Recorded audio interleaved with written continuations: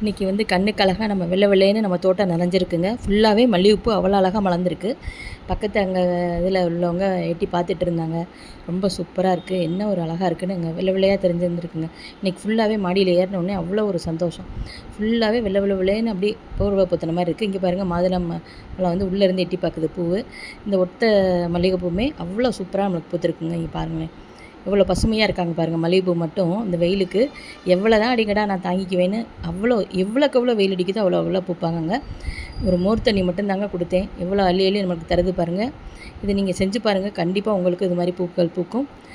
செஞ்சு பார்த்துட்டு நீங்கள் எனக்கு சொல்லுங்கள் எப்படி இருக்குன்னு.